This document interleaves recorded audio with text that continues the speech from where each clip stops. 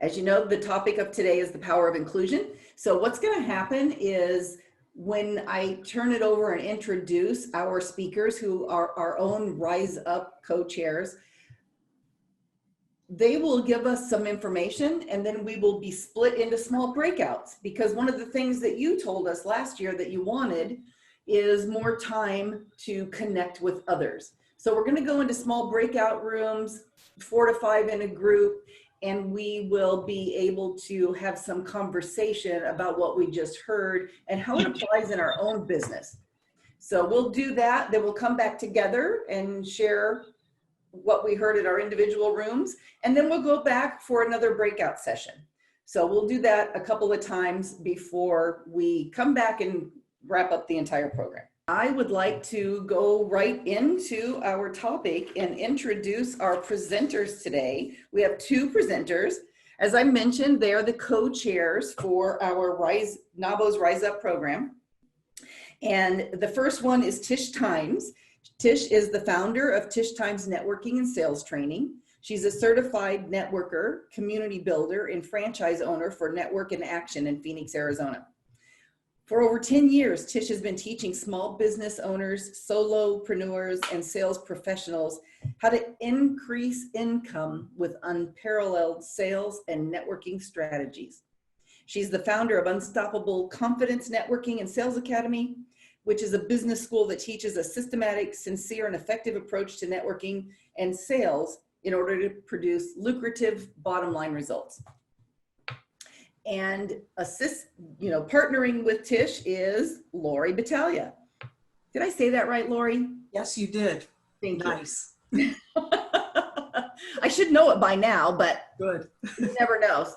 Sometimes I have brain issues.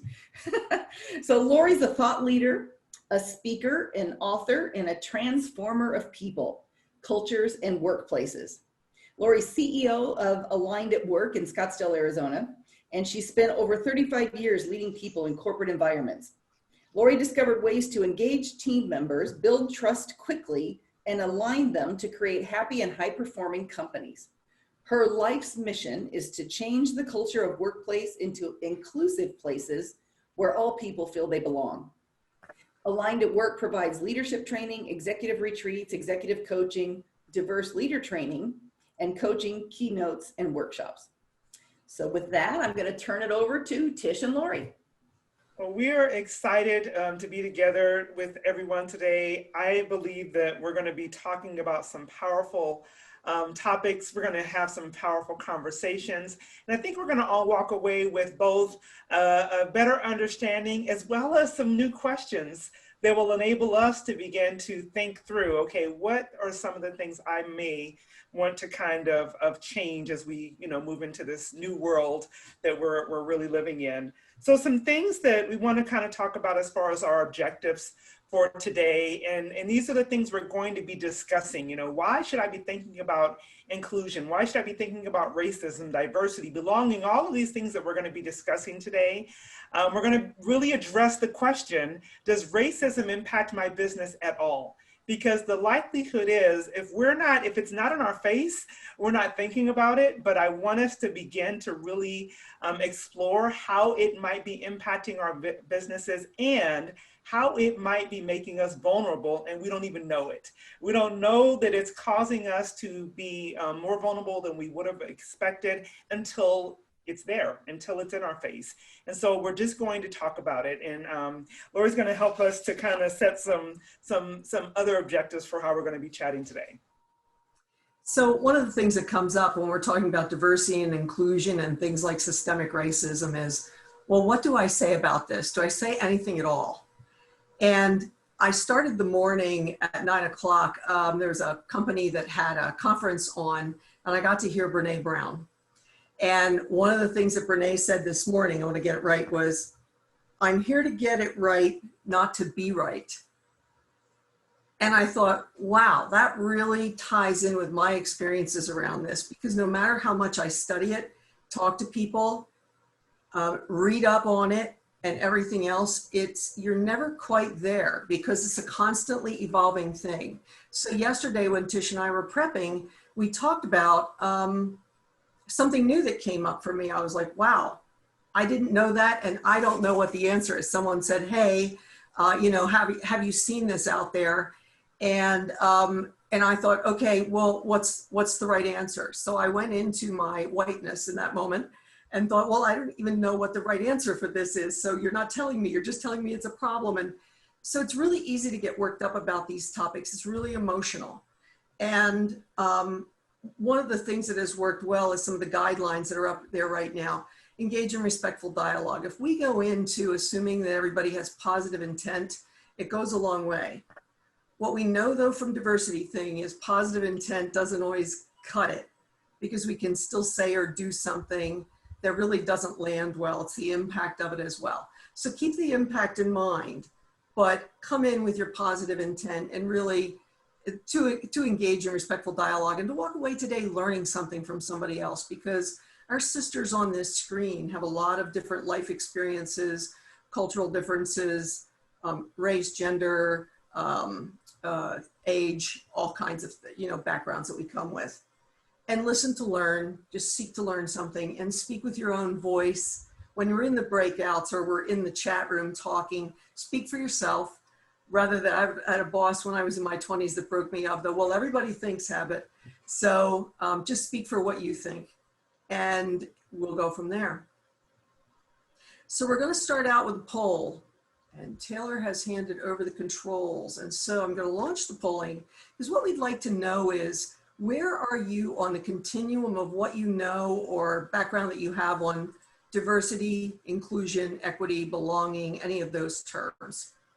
So your options are, what are you talking about?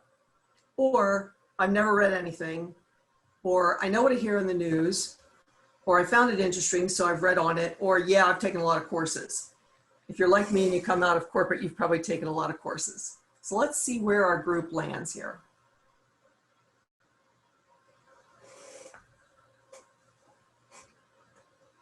By the way, there's no shame in here. It's one of those like, where are we now? So that when Tish and I are talking, kind of know where to aim the conversation. So far what I'm seeing is we've got 44% each on the top two. Yep, I've taken a lot of courses, or I found it interesting, so I've read a lot. But we do have a couple people that don't, you know what they hear or don't know a lot about it, and that's okay. Everybody starts this journey at a different place. So I believe we've got most of us in there. I'm going to end the polling. So take a picture of that if you like. That's where we fall. And from there, oh, so here's the results. I did not share the results, my bad. So there you go. Take a picture if you like. And what we're going to start with is, so why do I care as a businesswoman about diversity and inclusion? And you might think it's the right thing to do or whatever, but there's a lot of data out there about diversity and inclusion being good for our businesses. So one of the things that I pulled here is from an article called Beyond Diversity, the Science of Inclusion and Belonging. It says that when we value and support diversity, these benefits multiply, making diverse organizations more successful at several levels. And they found that financial returns are as much as 35% above the median when we get diversity involved. We experience higher return on equity, higher income growth compared to our less diverse counterparts. And if you think about it, if we are doing business with people that only look and sound like us, there's a wide world out there. And if we don't bring that into our businesses, we end up becoming obsolete in the long run or the short run. I think that COVID has accelerated everything for us. So we're doing things a lot faster than we ever have. And let's talk COVID for a minute. So one of the articles, Jean has been a fantastic resource for us this year. I know that everything I learned about money that was available and things like that with COVID came from Jean Brees. So, and then from there, I connected into other sources of it, and the Phoenix Business Journal is another one for me. But Jean gave me things I didn't see anywhere else. And so NAWBO being a good resource is great. But if you look at these numbers, it's really from February through April. So that was really early in the pandemic. I was still traveling in February. Everything shut down mid-March. And by April, 22% of businesses had folded. But when you look at it, there's disparate impact with our sisters of color. And if you look down those totals, you'll see then that all women in general was 25% of female-owned businesses closed versus 22% overall. So just take a look at those numbers and you'll see that no matter what we do, and Rise Up came from, you know, all boats, the rising, what's that, rising tide raises all ships or something like that. So we all rise together. The issue is that some of us don't. And so here's another thing that came out about the women-owned, the Black women-owned businesses. So this was the 2018 State of Women-Owned Business Report. Between 2007, so that's when the economy tanked, and 2018, just 2 short years ago, seems like forever, seems like a different time and place. Women-owned businesses grew 58%, but Black women-owned businesses grew 164%. So it's pretty amazing that our sisters of color are kicking tail and opening businesses at a higher rate than anyone else. The average age 35 to 54. More than they outweigh their male peers. So in other words, Black women to Black men, Black women opened more. And then, but the income gap is widening. So this was on the income. The first one, the 84 to 66 was for Black women-owned businesses. The 181 to 212 was the white women-owned businesses. So if you look at that, there's a disparate impact again for what kind of income we're bringing in. And I think to add a little bit more to that, here's our last one on the state of the business is, found these quotes in this article, and it was good and not so good news. And so the quote is, an entrepreneur is someone who will jump off a cliff and assemble an airplane on the way down. And then this person adds to that, for Black women entrepreneurs, they do it with only a toothpick and a napkin. So when I think about how my community of women of color talk about owning their businesses and how they started them, many of them, like me, started it while they were working another job or two full-time. I was working a job full-time. So there's like a side hustle that then turns into it, or it comes out of adversarial circumstances where you're suddenly out of work and might as well do it now. And so they make it happen one way or another. So we really want to take a look at the women-owned businesses that are specifically Black women-owned businesses, because they're kicking tail. What we thought we would do, part of today was about starting with definitions. And so for each segment of this, we're going to give you 3 definitions just to sort of set the tone. So Tish, do you want to start us off with the first definition? Absolutely. So our first definition is diversity, and it's a word many of us have heard. And what I find when I'm talking with different organizations and just kind of mentioning this word, sometimes we have a broad definition or a really shallow definition, but not always a full one. So I would love to hear from you, whether you want to put it in the chat, and I'm happy to hear from you if you want to kind of tell me what comes to mind beside what you might read on the screen here. What comes to mind for you when you hear that word definition? When we did our very first Rise Up event, I'll never forget that, you know, we heard that a great illustration is that diversity is being invited to the dance. And then you take it a step further, and then inclusion is being asked to dance at the dance. And so many times we look at our organizations and we might say, well, I checked all these boxes, and I have people that look a little bit different within the organization, but it really does include all different people from all different walks of life, not only race, ethnicity, and gender. Groups that come to mind is also, think about age, national origin, religion, disability, gender identity, sexual orientation, socioeconomic status, education, marital status. All of these various things really do, encompass what diversity really means. So I'm really, I'm challenging all of us to really think about it. Do I really, embrace diversity? Is it visible in my organization? Is it visible in my friend groups? Is it visible in the world that I've created for myself? I love the way, I love that particular definition. Laura, I know you're going to talk a little bit more about that deeper one, inclusion. I am. So let's talk inclusion and belonging for a minute.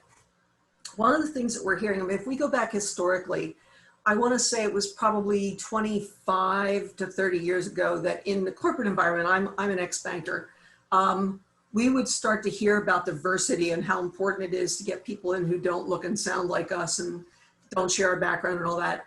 And diversity really had a how you look feel to it.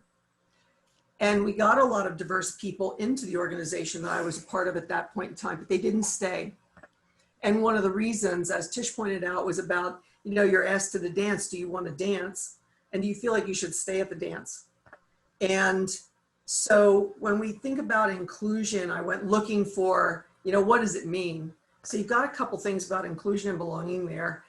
If you would, put in the chat box a time when you felt like you really belonged in an organization, company, an organization, family, whatever it is. I'm going to give you a minute to just put some things in the chat box. When did you feel like you belonged?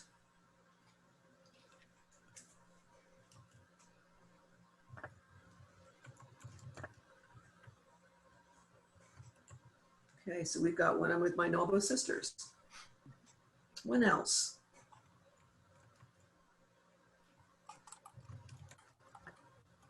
Okay.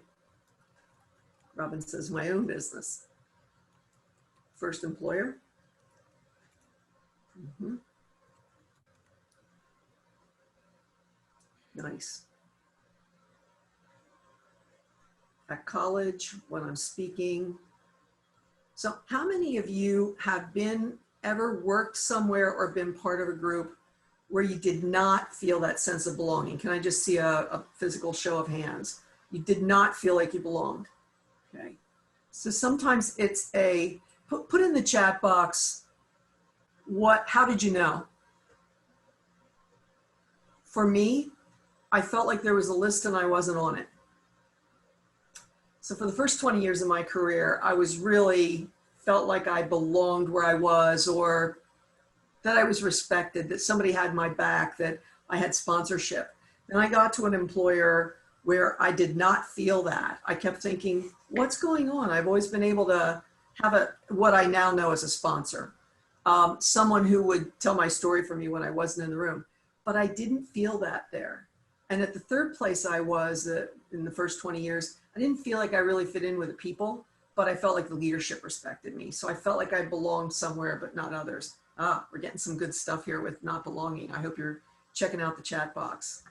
Right. So we have, all of a sudden the values and direction aren't in alignment, corporate America, lack of ethics.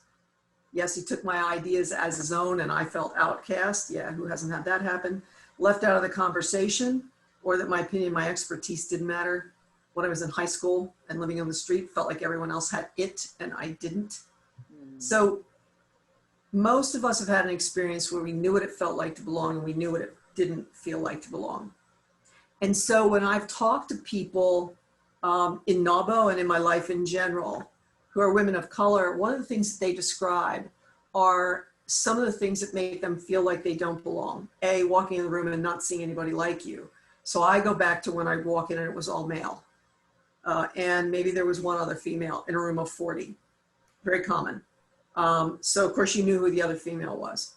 But then, you know, when do you feel like you belong or don't belong? And we want NAWBO to be that place where you do feel like you belong. So I'm going to go to the next one with ally. And while you're doing that, Tish, I will be setting up breakout rooms. Awesome. So an ally is someone that doesn't only say, you know, I believe or I understand. It's someone who makes the commitment to and the effort to really stand with you in solidarity. You know, some of the things that I found to be really powerful, especially during the times that we've, you know, recently seen, there's been lots of examples, but I think most recently everybody's familiar with, you know, George Floyd, for instance. I had people who would email me, call me, text me, message me, and say, you know, I don't always know what to say, but I want to stand with you in solidarity. I want you to know that I am here for you. I am going to not only, you know, say that I agree, but I'm going to show that I agree. And so what does it mean for you to be an ally? You know, I would love to hear from you all as well. When you're thinking about that word, what's an example of how you might be an ally for someone who, based on gender, race, sexual identity, etc., feels like they've been oppressed, and you're able to stand with them. You know, what does that really look like? Because again, it's one thing to say it, it's something very different to actually demonstrate that. I'm going to take a moment. I want you to tell me, how would it look in your business, in your life, with your friend groups, to be an ally for someone?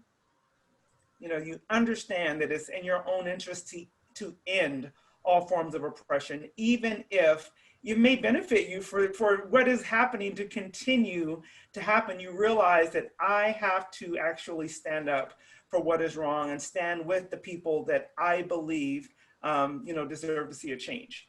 To be the voice for those whose voice is being silenced, exactly. And what's really interesting is that many times those who are being silenced, they want to hear from someone. They want to feel as though they're not alone. And I love this, Karen, that you spoke up super awkwardly, because sometimes it is awkward, right? Sometimes it is uncomfortable. Even having these kind of conversations can sometimes be uncomfortable. But you spoke up about a spiritual leader who used a story inadvertently that caused harm to Black and Indigenous people, right? And so it's like making sure that you're standing up for the people who feel like they can't stand up for themselves or feel like they're not going to be heard. And Robin, thank you.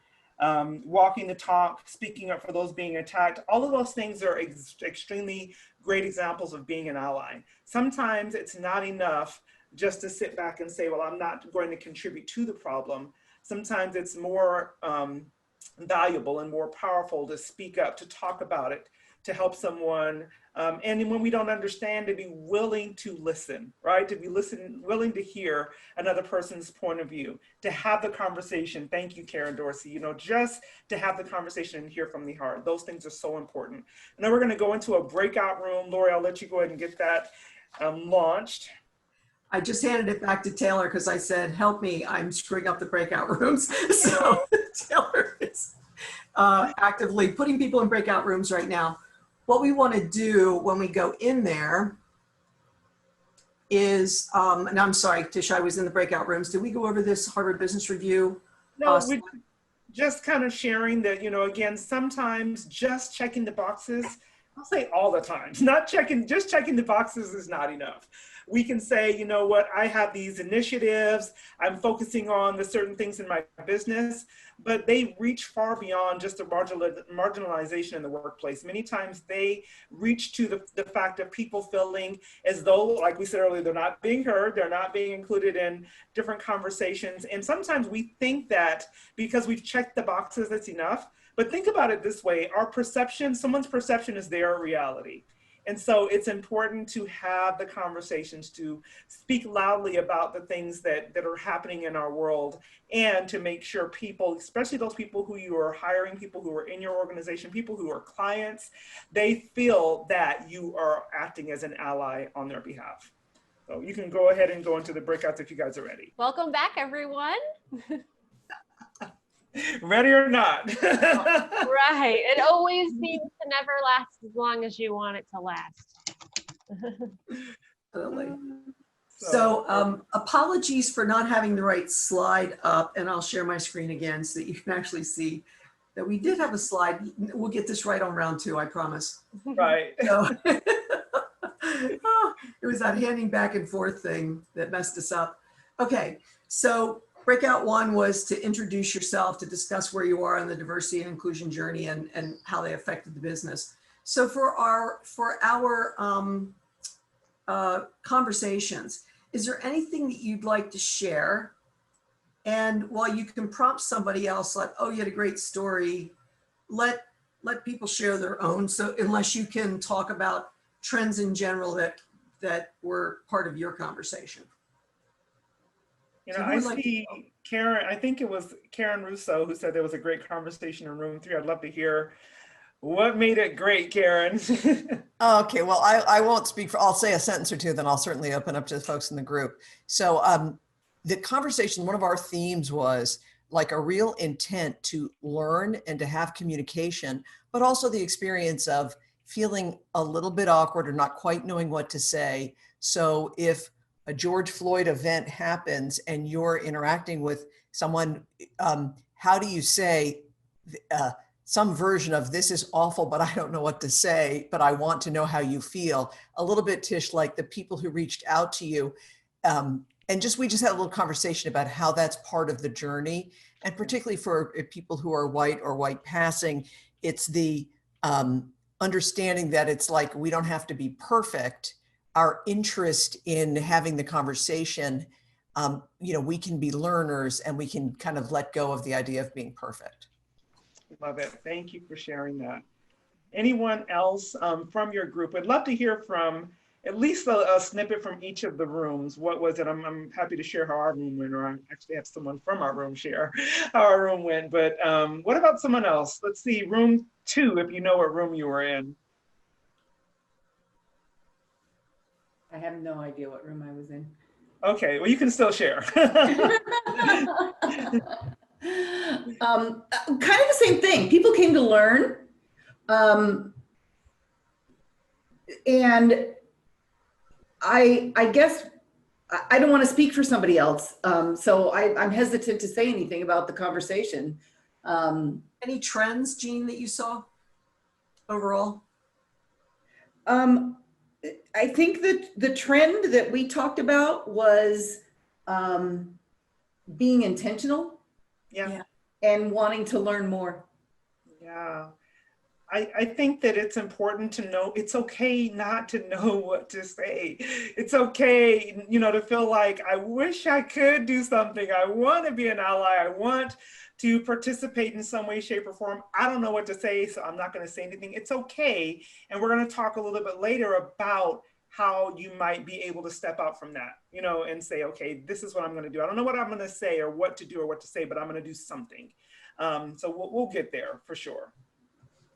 Tish, this is Laura. Hey, Laura. Hi. I think one thing that I heard in our group is the intention to get access to our blind spots and to blind spots that we've newly seen, even though some of us have been in this journey before others. And, there were mentions of all of us having people of color or Black people in our lives, et cetera, and having experiences, but we see in our businesses newly what's missing, and to be intentional about bringing that into greater existence, either through clients or, for me, subcontractors or people that we hire. And then, if you don't have that presence visually, it is a visual presence, then often people of color or Black people won't also be attracted to your business, or will have questions about whether they really belong and whether you could really serve them. So the visual does matter, and it does impact people of color. Absolutely. So I think that's one thing that I would say about our conversation. I'll echo what Jean said. Well said. Well said. Intentionality is important. It really, really is. Laurie and I had a conversation a couple of days back with another organization, and it's just really about, being intentional. And I'm going to say this several times, and I'm doing it on purpose because I want us to get it in our minds. We're not just checking the boxes. We're not just saying, I found someone brown, I found someone Black, I found someone who's, from here, a person who represents this or that. It's now, okay, remember, the diversity is being asked to the dance. The inclusion is being asked to dance. So the question that we heard, Laurie, remember, was, okay, well, you hired this person. Do you know them? When's the last time you had a conversation with them? Right. Have you made them a part of your decision-making process and various things when it's appropriate? So let's kind of, think about it from that intentionality standpoint, not just to say, I checked the boxes, but now I'm actually doing something to make sure that people feel like they're not outsiders. They feel like they're able to belong. That's it. So we're going to launch another poll here. And let me get into this. And let me go to poll number 2. So poll number 2 is, where are you on your journey with systemic racism? So at the very top, I haven't given it a lot of thought, or I don't know what it means, or I've heard about it, but I can't say I know much.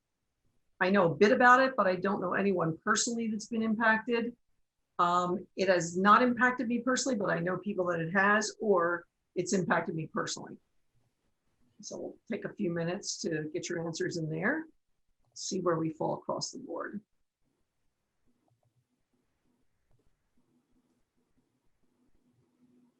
Half the answers are in.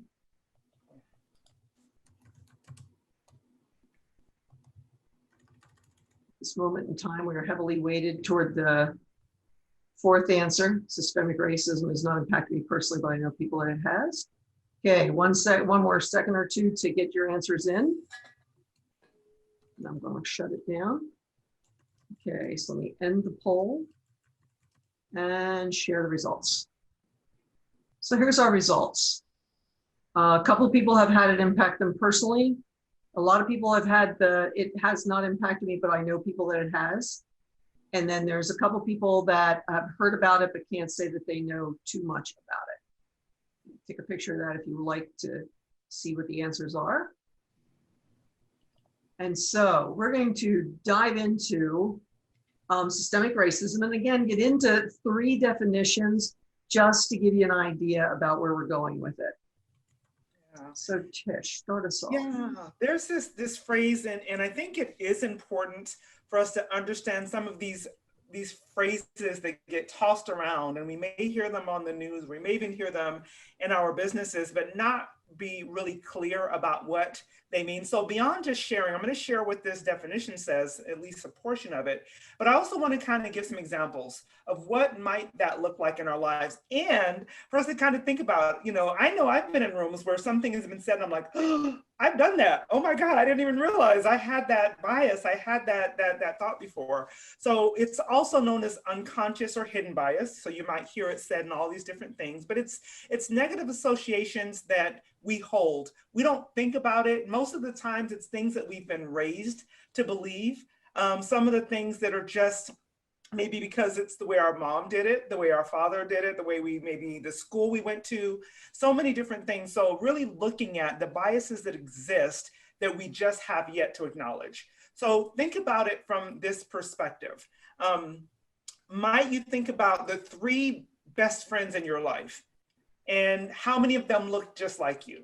And without realizing it, again, these are not conscious decisions we make. We don't go out and say, I'm going to hire people who look just like me, or I'm going to only be friends with people who look just like me. But without even realizing it, we're biased towards people who we feel like understand us, look like us, maybe have certain types of income standards, or so on and so forth. Many of you all may or may not know, I come from the staffing world for many, many years prior to starting my own business. I ran my own staffing company for 8 years. And I remember we had a client that if you walked into the room, it was a call center. If you walked into the room, you would think there were multiples in the room, like quadruples upon quadruples, it was just, people looked exactly the same. And the owner of that business didn't see it. They just didn't see it. If we sent someone, just because they were qualified, but they looked a little bit different, they would reject that employee. And they didn't see that they were hiring the same person over and over and over again. So think about it from that perspective. What neighborhoods might you not visit? Not because, you've thought it out and said, I don't want to be in that neighborhood. What makes you kind of feel uncomfortable? So there's things that we have biases about. We've never made a conscious decision about it, but nevertheless, it's there. So that's implicit bias. I know we have some more. 2 more. Microaggression.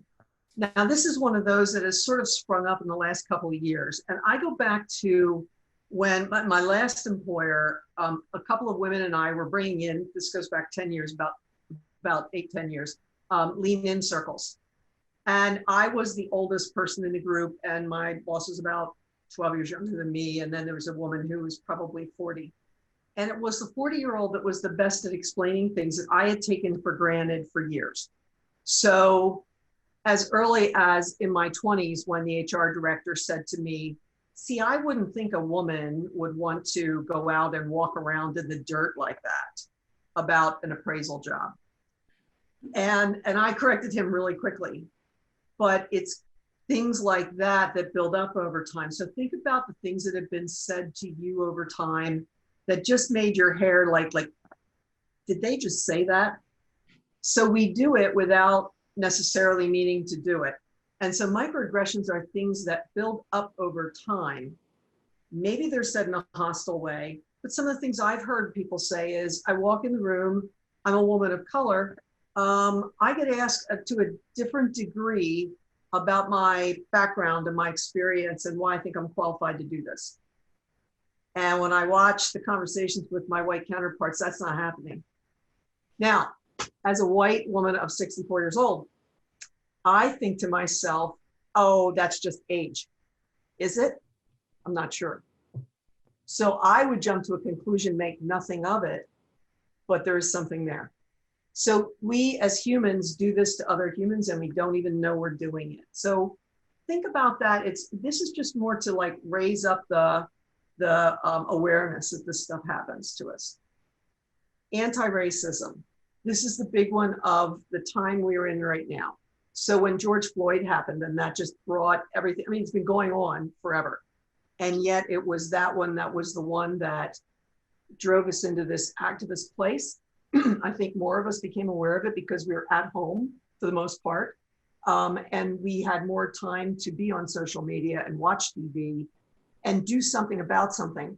So right now, and I want to say it right now because this is a switch that many of us are experiencing right now. We may have watched our friends say something racist either in person or on social media and thought, that's just them, I'm never going to change them. And we don't say anything, we go on with our lives. We're being called on to speak up these days and to do something about it. So the question wasn't, you know, as we said earlier, I think here, what are you doing about it right now? So there's a difference between not being racist and being actively anti-racist. It's more about the activism that we bring to it. And why does it matter? Well, Tish is going to talk to us about the tale of two companies. So, oh, you're on mute, Tish. I just saw that. It becomes interesting when we just think, wow, that was horrible for them. And we just kind of move on with our day, not realizing that it could very easily impact our own business. So I'm going to talk to you about one of our big, box companies, and then I'm going to talk to you about something that's a little closer to home. So Best Buy did a great job, and I don't know that they, had previously considered that they were going to have to do this. But when things began to really rise up with George Floyd and Breonna Taylor and all of these things that have most recently happened, they took a very proactive stance. They didn't wait for others to knock on their door and say, what do you think about this? And why aren't you saying anything? They wrote and they said, we write about these events, not because most of us know what this fear must be like. We as a group, by and large, are not people of color. We write this because most of us have known anyone personally. Not most of us have known anyone personally in a situation like this. Thankfully, most of us do not. We write this because it could have been any of our friends or colleagues at Best Buy or in our personal lives lying on the ground, struggling to breathe, or filming someone as they threatened us. So they're basically saying, I want to let you know that we're going to stand with our people who are struggling, our people who are being attacked in this particular situation, because it could have been one of us. It could have been someone we know and love. It could have been the person who works besides us in this organization. And that statement alone, it's longer obviously, but that statement alone really began to rally the people there at that organization and help them to feel as though they were being represented, they were being heard, they were being thought about, and it really probably gave them a leg up in moving forward for their employees not to feel like, well, I wonder what our CEO thinks. I wonder what they're going to do for us. And they've done greater things beyond that. But then we go on to, again, something next. And some of you all have heard about this. Some of you all have not. So I want to share it. And by no means, I am a small business. I would hate for anything to happen. And now I'm on national news. So this isn't anything against this organization. It's just an example. It is public knowledge. So I'm utilizing it.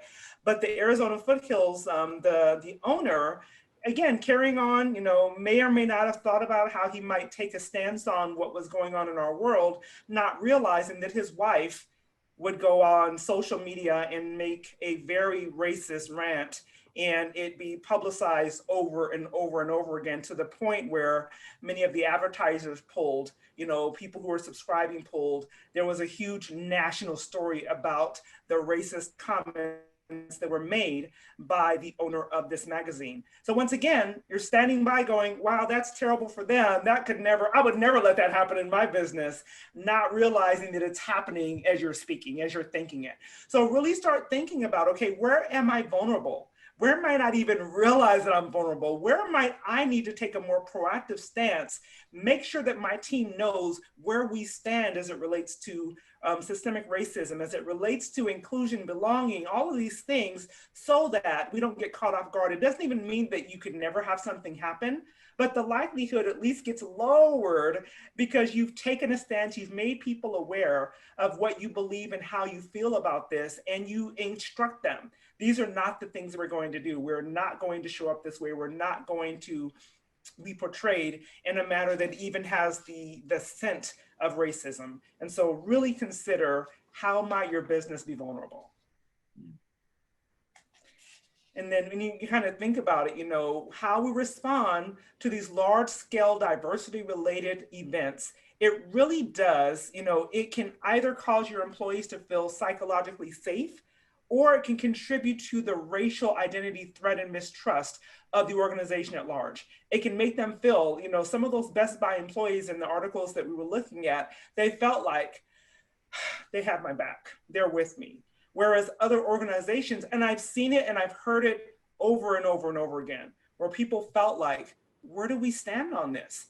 If that were me, how would I have felt? How would you have stood up for me or said something on my behalf? And so just responding, it really does make a difference. People do appreciate it, and it helps them to lessen that feeling of threat and mistrust. So for breakout 2, and we're going to go back, I think with the same groups, unless Taylor's mixed them up, but no, we're going to go back with the same groups because you know each other. Given what you've heard about systemic racism and how it affects businesses, what are some things you're thinking about doing? Now, we got some of that in round 1, but we're going to go back for another 10 minutes and just talk again and see what you can come up with for ways that you might act and going forward. So take us away, or snap that picture if you need it. Yeah. That way we have. Yeah, so what do you all think? Yeah. What happened in that one? Has it gotten easier? Because I know these conversations are not the easiest ones to have, but as we're kind of going through the material, do you feel like, okay, that one was a little bit easier to kind of share? Can I get some head nods, some no's, I don't like it? Okay. This is Julie. I have to say that because of my friendship with Angela and the fact that we have very open conversations. Yeah. Yeah. And I was going to say, because I can swear like a sailor, but because I have very open conversations with her, it's been really great for us to share how we feel, or have or field questions that we don't know what to think about, or how to think about something. So I'm less likely to tiptoe around someone who is of color or different sexual orientation, or I'm pretty direct about most things. Yeah. And so most people who know me know that I would not do anything intentionally to be difficult, but having this relationship with Angela has made things so much easier for me.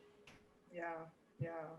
And that's great. It's great to have people in your life where you can say, hey, this is what I'm thinking or feeling, help me. Or I don't know, I don't know what I should be saying or doing or whatever. We've had lots of conversations like that as well. And I see you all posting some great resources. Thank you, thank you, thank you. So make sure, if you're not checking out the chat box that you take a look at some of these other events and resources, books, things that you might want to take a look at. And we can probably post a slew of those at some point, maybe email those out so that you have some additional resources.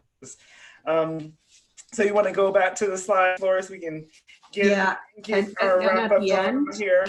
Yeah, at the end, what you might want to do is save the chat. So if you go into the chat box and see the 3 little dots and press on that, it'll bring up save chat.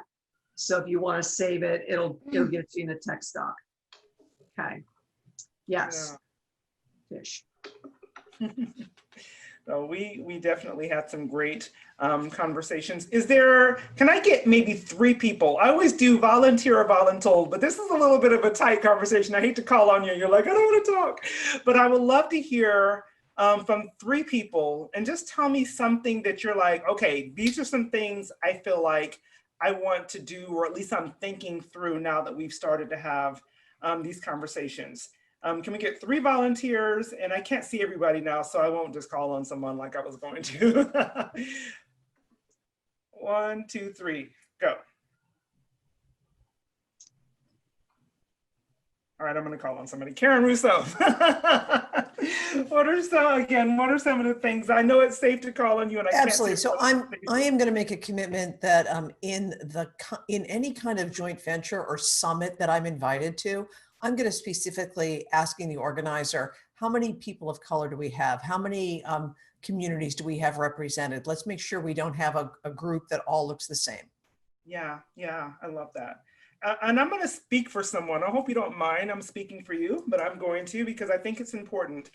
So Taylor does a lot of work for our business. She's a member of one of our other networking groups, and she does videos and things like that for our business. And I really appreciate it. And I don't know if it was intentional, or if you meant to, or I don't know, but I just loved that when she gave me the finished video with B-roll and everything, it was very diverse. And what generally happens, and I often have to go back to web designers and say, hey, can we maybe change some of the pictures up and make sure that we have different groups, different ages, different colors represented in the different images that we're using within our marketing? Because that's how my company looks. And I don't want, I want to make sure that it is diverse. So I think that's important. If you're doing work, I know Melanie does, marketing on online and things like that. And I don't know if you've been thinking about that yet, Melanie, or not, but, how are you representing your clients, or are you having those kind of conversations with them?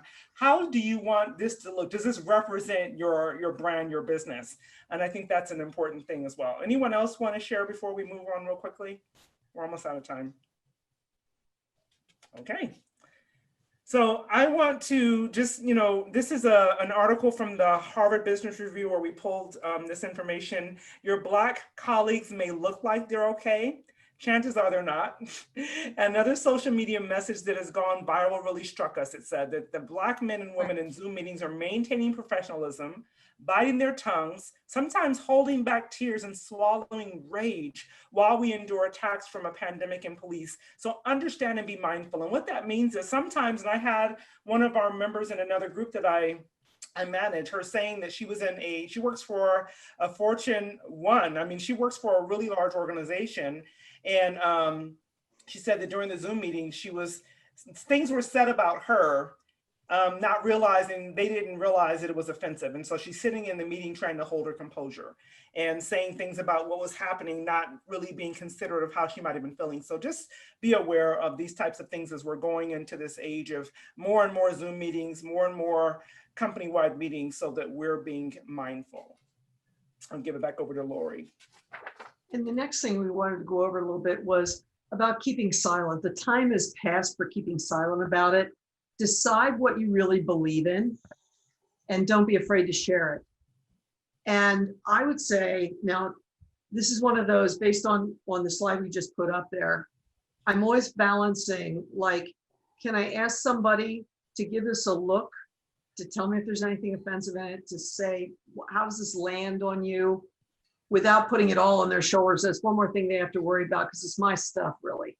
So there's always that balancing act. I have people like Tish that I can go to and I say, if you don't want to, it's okay. I wrote to somebody on Facebook who's very active, and he used to work with me. And I wrote to him and I said, I see what you're doing. And I know him as a different name than he's posting as. And, you know, I see what you're doing, and I really want to tell you that I'm behind you and I'm with you. And I would love to talk at some point, but if you don't acknowledge that, that's okay too. And I got no acknowledgement. And I thought, okay, that's where he is right now. That's cool. So we just have to be mindful. So we oftentimes avoided talking about it because we don't know what to say. So again, I'll go back to that Brene Brown quote about, I'm not here to get it, I'm here to get it right, not to be right. And it's okay to be wrong, and it's okay not to know. So with that, we're going to do a couple slides and wrap it up. Yeah, just a couple of quotes for us to kind of just think through, you know, just to kind of let them kind of sit with you. Martin Luther King said, in the end, we will remember not the words of our enemies, but the silence of our friends. And I think that is important, because that solidarity comes when someone stands beside you, locks arms. I know that I have friends who say things like, hey, I'm just going to be here. If you want to just call me and cry, that's okay. We don't have to say a word. And that alone is enough. Desmond Tutu once said, if you are neutral in situations of injustice, you've chosen the side of the oppressor. That's heavy. It's really heavy. But I think there's times we have to take those heavy things in and just kind of sit with them and say, where do I really stand and how do I want to communicate? And so our last slide here is just things for you to think about as we throw it back to Jean in a minute to wrap up our meeting today. What can you and your organization do in the community? Because as business leaders, you know, we're not just business owners, we're business leaders. Leaders take a stand. How do you take a stand? Do you do it on your webpage? Do you do it on social media? Do you do it in person? What would promote equity and justice? That's another word we're starting to see more of. Justice is coming into the diversity conversation. And activate meaningful change so that all people truly are equal. And with that, we're going to toss it back to Jean. We hope you've enjoyed today. We hope you got something from it, and we'll go back to our business meeting. Thank you, guys. You know, huge thanks to Tish and Laurie for putting this together. Amazing content, amazing conversation. Thank you all for joining. I got to give a shout out to Taylor at Financial Potion for organizing all of the production so that it's flawless here. And I really want to give a special shout out to Laura Bush as well, because what you may or may not know is that NAWBO Phoenix has a resource link. So if you want to know more and you want to get more resources, a lot of resources were shared here, save the chat, but we've put a lot of resources up on a website, just like we did for COVID. So you can go there, and a lot of those resources were shared to us from Laura Bush. So thank you, Laura. This isn't the end. We will continue these conversations. You'll see Rise Up offering more. The goal is to get quarterly programs. So we will continue to do what we can to support business, the women of color business owners right here in Phoenix and beyond for this generation and the next. And I got 2 minutes left. I really want to tell you about the mix and mingle with the millionaire. I don't know, Taylor, can you go back to that slide? Thank you. So this event is going to be our September event. Couple of things I want to point out. It is going to be a happy hour at 3:30 to 5:30. It is not going to be a lunch. So make sure you mark your calendars appropriately. We have a special early bird price, and we have limited seats available. So given the fact that you will be able to be in 3 small group breakout sessions, 4 to 5 women, and we will have 12 different millionaire business owner women from across the country here in Phoenix, NAWBO members and non-NAWBO members who are joining this. You will be able to have some real meaningful conversation with these power women. And so I think this is going to sell out. We have limited seats available just because Zoom limits us. So get your tickets early while there's still early bird pricing, and reserve your seat. It's going to be super fun too. We're going to send you a list of ingredients, and we're going to have a bartender, and we're going to start the meeting with making a drink. The bartender will teach us, and he'll teach us how to make 3 different drinks. So it's going to be super fun. It's 1 o'clock. I want to respect your time. Thank you all for joining. Thank you to the guests who were here. And thank you again to all of those who put this on. Fantastic meeting. Thank you, guys. Thank you. Thank you, everyone. Take care.